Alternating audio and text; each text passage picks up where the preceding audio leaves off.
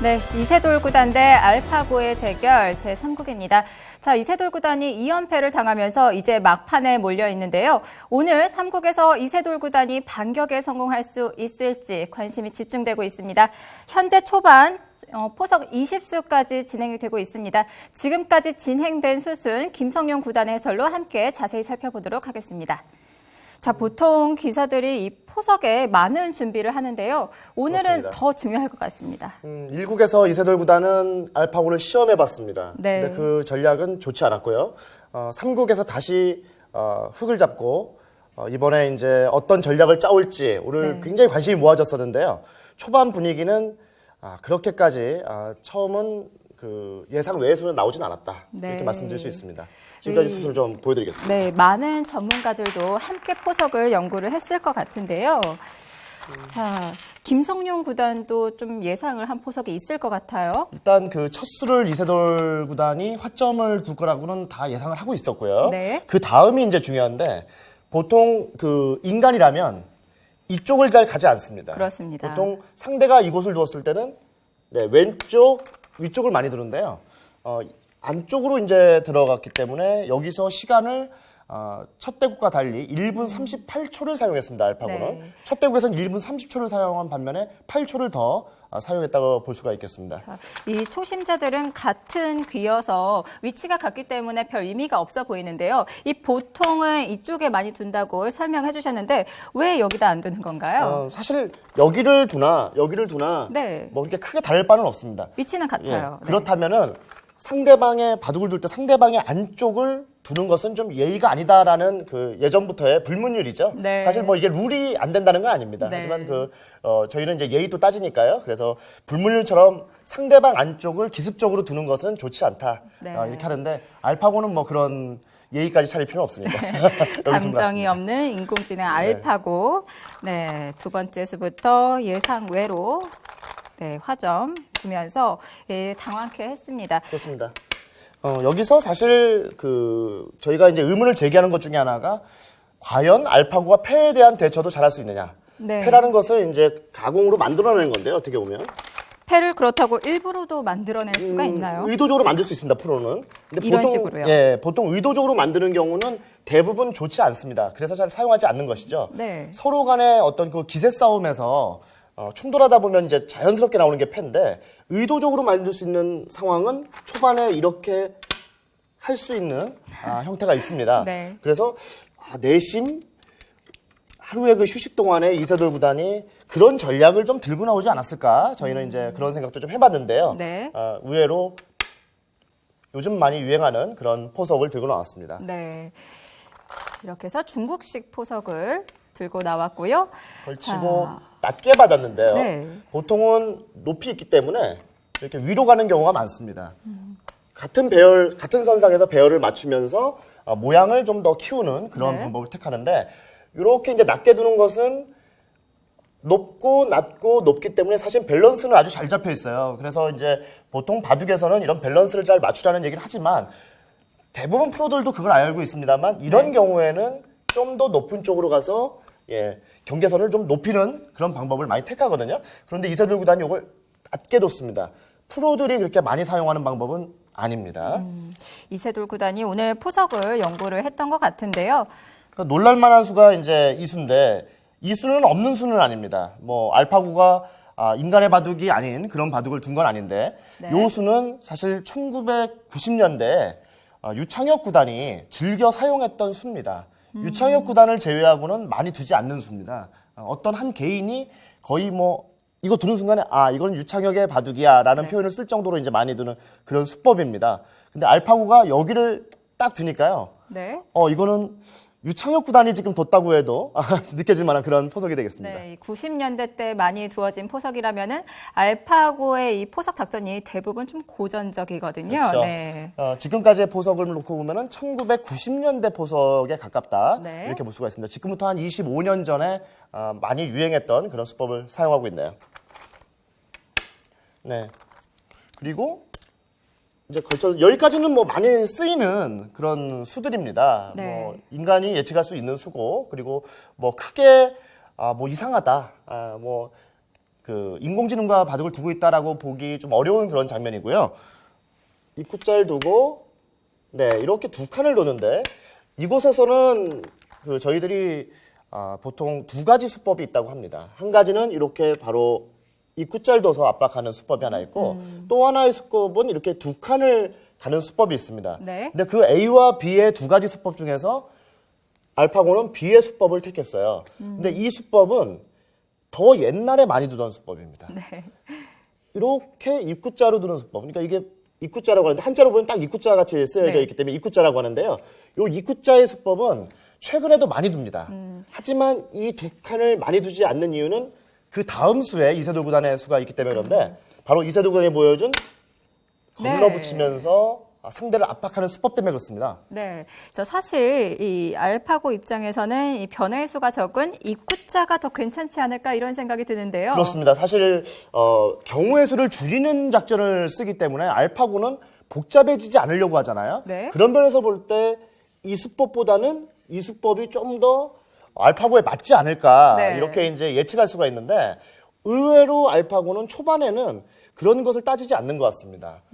복잡하더라도 A와 B가 많이 두어진다면 뭐 이건 상관하지 않는 것 같아요. 네. 그리고 이세돌 구단이 요즘 가장 강력한 수라고 하는 바전자 붙이기인데요. 이 두 칸을 끊으러 왔습니다. 이렇게 되면 어쩔 수 없이 바둑은 복잡하게 갈 수밖에 없습니다. 사실 지난 2국에서는 이세돌 구단이 약간 전투를 피한 느낌이 있었거든요. 그렇습니다. 근데 오늘은 이세돌 구단이 먼저 이렇게 붙여갔어요. 붙였을 때 이제 그 다음에 반응이 아주 중요한데요. 이세돌 구단은 아마 이렇게 젖히고 늘고 네. 그리고 이은 다음에 이렇게 넘습니다. 뭐 이런 정도를 예상했을 수도 있습니다. 또 하나는 저희가 가장 두려워하는 것 중에 하나 네. 복잡한 변화입니다. 방금 같은 변화는 아주 간명하게 처리가 되기 때문에 두 사람 모두 좀 편하게 바둑을 둘 수가 있습니다. 하지만 이곳을 갔을 때는 이제는 복잡함을 피할 수가 없어요. 네. 난전이 될 수밖에 없습니다. 그런데 알파고가 이 난전을 택했다는 것이 의외입니다.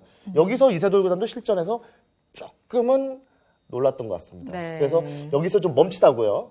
약간 시간을 사용했습니다. 자, 이렇게 돌들이 차단이 되면서 이제는 전투로 자연스럽게 흘러가게 되었어요. 그렇습니다. 사실 계속해서 얘기하는 것 중에 하나가 이세돌 구단이 오히려 난전으로 가서 복잡하게 가야 된다. 네. 그리고 초반에 뭔가 승부를 걸어야 된다는 얘기를 많이 하거든요. 네. 이세돌 구단은 그런 전략으로 나오고 있습니다. 나와서 확실하게 지금 상대의 돌을 압박하고 있습니다. 나가고 받았는데요. 여기서 이제 의외로 이런 수까지도 한번 생각해 볼 수가 있는 장면이었어요. 이렇게 덮어 씌워서 초반부터 상대방의 돌을 잡자고 하는 방법인데요. 네, 승부인데요. 저희는 이제 노골적인 방법이라고 합니다, 보통. 네. 노골적으로 상대방을 잡겠다는 방법인데 이런 작전은 굉장한 위험 부담이 따릅니다. 만약에 살려줬을 때 그 후폭풍을 네. 좀 감당하기 어려울 수도 있거든요. 그래서인지 이게 만약에 강도가 상대방을 압박하는 강도가 한 100%라고 한다면 한 70%의 강도로 네. 짰습니다. 뭐 기사들이 공격을 할 때도 이 자신의 돌을 두텁게 정비를 해 가면서 하잖아요. 그렇습니다. 이거는 뭐 일보 전진을 위한 이보 후퇴일 수도 있는데 그렇다고 아주 약하게 둔 건 아니고요. 네. 강함이 있으면서도 최고로 강하게 둔 것보다는 조금 약하게 이렇게 좀 안전책을 좀 썼습니다. 그리고 이제 남았죠? 네. 밀어가고. 지금 막았습니다. 네.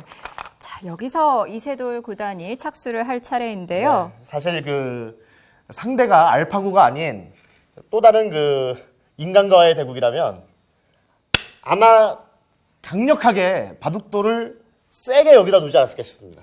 왜 그런가요? 사실 이런 틀어막는 자세 그리고 네. 상대가 돌이 하나 두 개일 때 그 두 개의 머리를 두들기는 것을 바둑에서는 두 점 머리를 때린다라는 표현을 쓰는데요. 네. 가장 바둑 둘 때 기분이 좋다는 뜻입니다. 어, 근데 그런 형태가 나왔는데 이걸 네. 지금 이세돌 구단이 바로 두질 않았어요. 빨리 두질 않았어요. 그리고 지금 이세돌 구단의 얼굴을 보면 신중합니다. 너무 뻔해 보이는 장면인데 왜 네. 신중하냐는 다른 생각도 지금 하고 있다는 뜻입니다.